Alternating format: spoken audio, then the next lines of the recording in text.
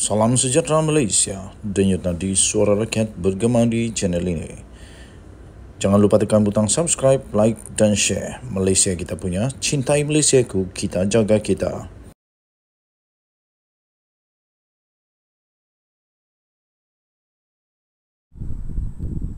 Salam sejahtera Malaysia, denyut nadi suara rakyat bergema di channel ini. Ampun tuanku, beribu-ribu ampun, sembah batik mohon diampun. Tengku Mahkota Johor akhirnya muncul semula. Akhirnya membuat satu lagi pengumuman yang pasti akan membuatkan rakyat Malaysia lebih bersemangat, lebih mau melihat supaya Malaysia semakin ke depan, semakin dihormati dan semakin menjadi kuat di rantau Asia Tenggara, Asia dan seluruh dunia lah. Okey, terbaru Baginda mengumumkan supaya memperkenalkan FFP di negara ini pada tahun depan. Itu kata Tengku Mahkota Johor. Tangkap layar komen TMJ terhadap hantaran kerjasama di antara KLCTFC dan Kadis CF. Pemilik Johor Darul Ta'zim Tunku Ismail Sultan Ibrahim sekali lagi mencadangkan kepada Persatuan Bola Sepak Malaysia FAM dan Liga Bola Sepak Malaysia MFL untuk mengimplementasikan peraturan Financial Fair Play FFP di negara ini tahun depan. Selain cadangan untuk pengurusan keuangan yang adil itu yang pernah disarankan beberapa tahun lalu, Tunku Mahkota Johor TMJ tersebut juga menyarankan supaya FM dan MFL mengutamakan pembangunan bakat di akar umbi pasukan bola sepak di negara ini.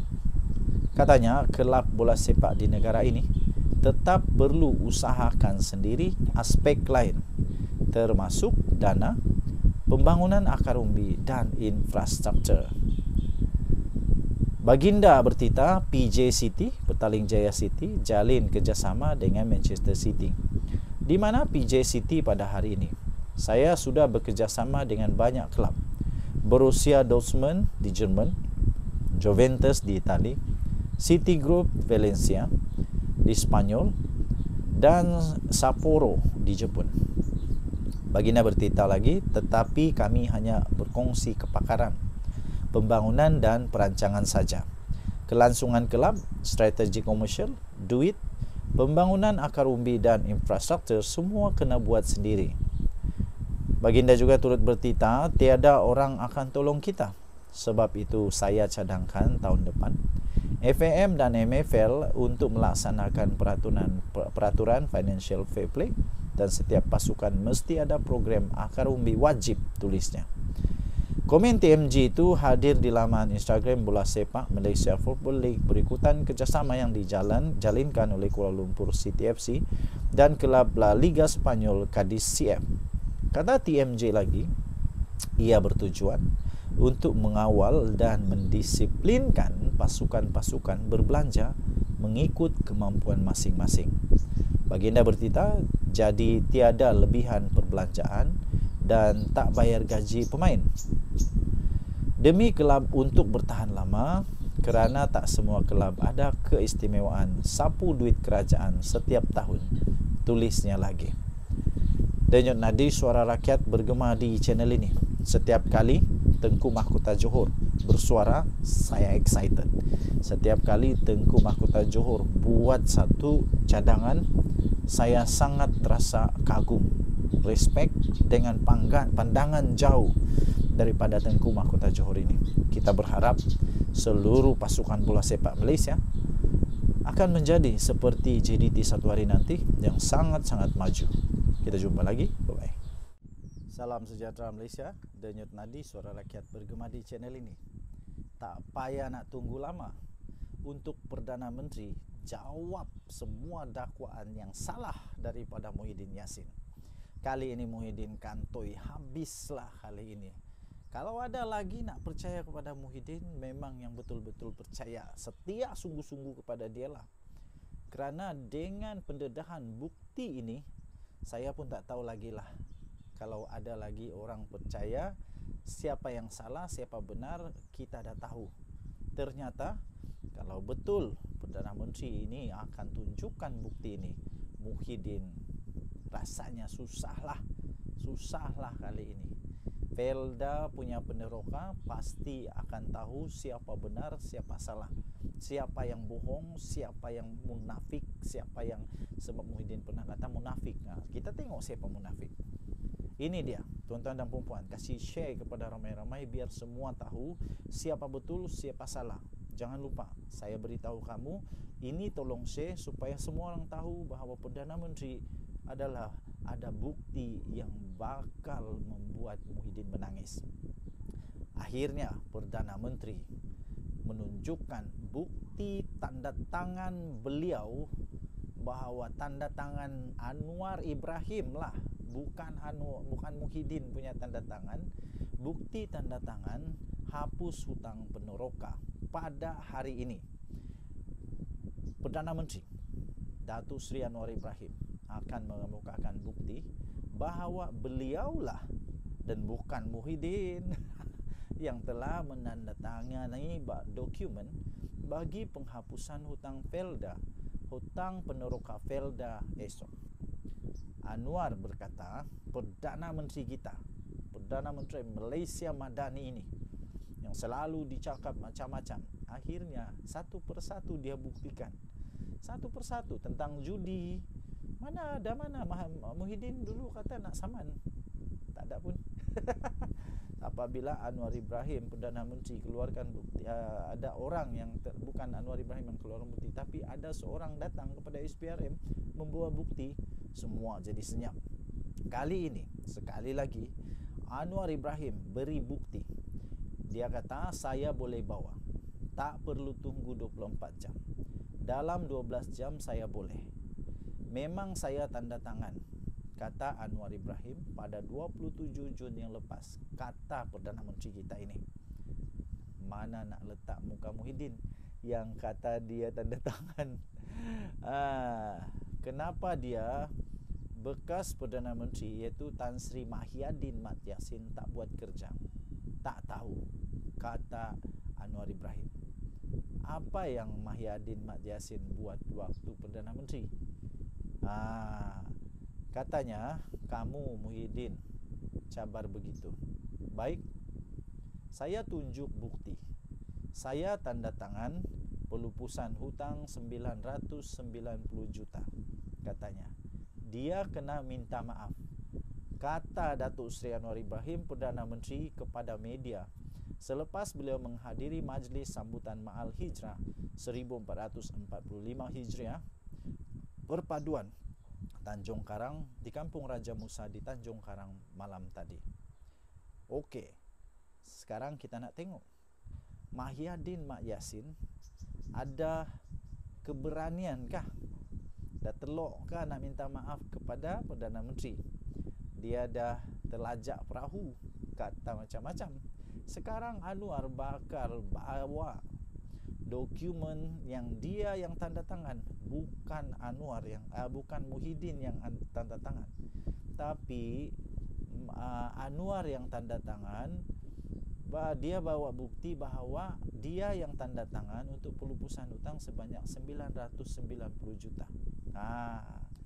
Muhyiddin nak lari mana lagi? Saya fikir Muhyiddin tak boleh lari mana lagi dah. Anwar berkata demikian bagi menjawab tuntutan Muhyiddin Mat Yassin kepada beliau agar membuat permohonan maaf tanpa syarat dan terbuka secara bertulis susulan kenyataannya yang mendakwa hutang peneroka Felda yang berjumlah 8.3 bilion tidak pernah dilupuskan di bawah pentadbiran Mahyadin Mat Yassin. Tuntutan itu dikemukakan dalam surat yang bertarikh 18 Julai menerusi firma guaman Rosli Dahlan Saravana Partnership. Nah, sekarang buku bertemu ruas. Hari itu Mahathir minta Anwar untuk buktikan. Anwar bawa bukti ke mahkamah. Kali ini Mahyadin Mak Yassin pula cabar Anwar untuk buktikan. Dan esok Anwar, Perdana Menteri kita yang kita kasihi, akan membawa bukti bahawa dia yang tanda tangan untuk pelupusan hutang itu sebanyak 990 juta itu. Selain itu, dalam tempoh 24 jam daripada penerimaan surat berkenaan, Anwar juga perlu mengemukakan surat atau dokumen yang ditandatangani mengatakan bahawa beliau sebagai Menteri Kewangan pada akhir Jun lepas meluluskan pelupusan hutang peneroka Felda bernilai 8.3 bilion. Nah, sekarang ada buktinya. Justru sebelum melakukan lawatan rasmi ke Vietnam esok, Anwar berkata, beliau akan menghubungi Ketua Setiausaha Perbendaharaan KSP, iaitu Datuk Johan Muhammad Mahmud Merikan untuk menyerahkan bukti berkenaan. Sekarang bergantung kepada Datuk Johan Mahmud Merikan untuk menyerahkan bukti itu. Perdana Menteri berkata, insyaAllah sebelum saya ke Vietnam esok, saya akan telefon KSP dan akan bagi bukti itu. Saya nak dia, iaitu Muhyiddin, minta maaf secara terbuka, katanya. Lebih baik minta maaf daripada kena saman teruk lagi. Anwar yang juga Menteri Kewangan sebelum ini mendakwa belanjawan 2021 dan 2022 di bawah Perikatan Nasional tidak mempunyai peruntukan untuk menyelesaikan dan melupuskan hutang Felda. Katanya hanya dalam belanjawan Madani 2023 beliau menyerahkan sebanyak 990 juta ringgit Malaysia peruntukan awal bagi melupuskan hutang peneroka Felda yang berjumlah 8.3 bilion ringgit Malaysia itu. Inilah yang paling saya suka. Inilah yang paling rakyat negara Malaysia suka. Bukan hanya cakap sembarangan, sembrono, suka hatinya dakwah itu ini, suka hatinya menuduh itu ini, tapi tak ada bukti. Nah, kali ini Perdana Menteri Datuk Seri Anwar Ibrahim ada bukti. Mungkin Muhyiddin lupa bahawa Anwar ini Menteri Kewangan, bahawa Anwar ini Perdana Menteri, dia Menteri Kewangan, dia ada semua fail-fail itu. Takkanlah dia tak tahu. Dia pun pernah jadi Perdana Menteri. Kecualilah Muhyiddin tak pernah tengok fail-fail kewangan. Kecualilah Muhyiddin tak pernah buat kerja sebagai Perdana Menteri yang bagus. Tapi tak. Saya rasa Muhyiddin tetap sudah buat kerja dengan bagus. Dengan Nadi Suara Rakyat bergema di channel ini, jangan lupa tekan butang subscribe, like dan share. Bye-bye. Salam sejahtera Malaysia. Denyut Nadi Suara Rakyat bergema di channel ini. Nampaknya seluruh Malaysia sekarang ini meluap-luap kemarahan kepada individu-individu dan parti-parti dan juga semua yang bekerja sama mempertahankan perbuatan menderhaka yang telah dilakukan dengan terang-terangan tapi tidak diakui, tidak mengaku bersalah, malah mempertahankan diri, kemudian dipertahankan pula oleh mereka-mereka yang seolah-olah tak faham tentang perlembagaan. Tapi sebenarnya ada di antara mereka pernah jadi menteri menteri yang mustahil tak tahu tentang perlembagaan negara Malaysia. Nah, terbaru ada satu amaran yang keras diberikan kepada semua penderhaka-penderhaka ini. Di dalam sinar harian, jangan sentuh kedaulatan institusi diraja. Saya setuju. Tak kiralah kamu siapa, besar mana pangkat kamu, hebat mana pun kamu, kalau kamu tinggal di Malaysia, tetap dengan perlembagaan rukun negara Malaysia, iaitu kesetiaan kepada raja dan negara. Kerana itu, jangan sekali-kali cuba-cuba tunjuk hero nak menang, tunjuk hero nak cuba untuk memancing undi atau menunjukkan bahawa konon-kononlah hampa tu pandai sangat sampai menyentuh kedaulatan institusi diraja. Ini jangan sentuh kedaulatan institusi diraja. Satu artikel daripada Sinar Harian. Berita penahanan Menteri Besar Kedah yang sekarang ini famous di seluruh dunia, Datuk Seri Muhammad Sanusi Mat Nor, pada awal pagi Selasa lalu sedikit sebanyak telah menjentik fokus rakyat Malaysia terhadap musim pilihan raya PRN di 6 buah negeri. Isunya telah pun tercetus apabila pengarah pilihan raya Perikatan Nasional dengan sengaja, dengan sedar didakwa telah mengeluarkan perkataan penghinaan, berbentuk hinaan, menggambarkan, memperlekehkan penghinaan terhadap institusi Diraja Negeri Selangor menerusi ucapan beliau dalam satu ceramah politik minggu lalu. Sungguh-sungguh tak disangka sanggup Sanusi berkata begitu dan kemudian mempertahankan diri pula dan dipersalahkan pula media. Kononnya ucapannya telah diputar belit. Kalau ucapan itu diputar belit, takkanlah Dewan Diraja Selangor nak buat laporan polis. Takkanlah mereka itu tak bijak sampai buat laporan polis. Takkanlah Sultan Selangor sampai mengeluarkan tita bahawa isu itu belum selesai. Walaupun Pesuruhjaya PAS telah datang menyembah kepada Sultan Selangor, menghadap Sultan Selangor untuk pastinya membincangkan perkara itu, dan setelah itu, sejurus selepas itu, Sultan Selangor bertitah bahawa isu itu belum selesai. Kemudian Menteri Undang-Undang juga Reformasi Institusi Azalina Osman juga turut berkata bahawa dengan memohon maaf, isu itu tidak akan selesai begitu sahaja. Saya setuju, tak bolehlah buat salah minta maaf selesai, buat salah minta maaf selesai. Mungkin itu boleh kepada orang biasa, ahli-ahli politik yang sama taraf. Tapi untuk menyentuh institusi diraja, kedaulatan diraja, jangan sekali-sekali. Siapa kamu Sanusi untuk menyentuh, mempersoalkan kebijaksanaan Sultan Selangor? Video ucapannya yang tular itu dikatakan telah menghina Sultan Selangor sewaktu beliau membandingkan pelantikan Menteri Besar Kedah, iaitu beliau sendirilah kononnya dia itu hebat, dengan Datuk Seri Amiruddin Syari sebagai Menteri Besar Selangor.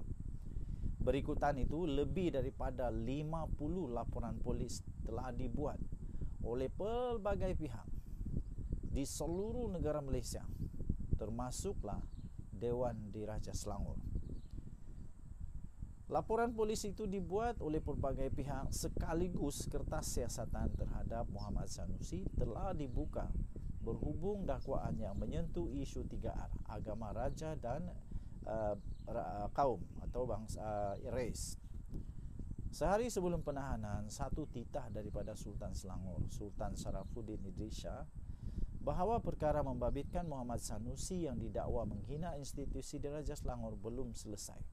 Titah baginda yang dimuat naik di Facebook Royal Selangor Office, Selangor Royal Office itu ada menyatakan baginda telah berkenan untuk menerima menghadap Pesuruhjaya PAS Negeri Selangor, Datuk Dr. Ahmad Yunus Sariri dan Ketua Polis Selangor Datuk Hussein Omar Khan di Istana Bukit Kayangan. Difahamkan pertemuan itu membincangkan kenyataan oleh Menteri Besar Kedah tersebut dalam satu ceramah di Selangor baru-baru ini yang dianggap telah menghina institusi Diraja Selangor. Kemuncak episod berlaku apabila Muhammad Sanusi 49 tahun hadir ke Mahkamah Session Selayang pada pagi Selasa dengan dua pertuduhan. Saya terkejut juga sebab pertuduhan pertama saya sudah agak, iaitu mengeluarkan kata-kata menghasut berhubung isu pelantikan Menteri Besar Selangor.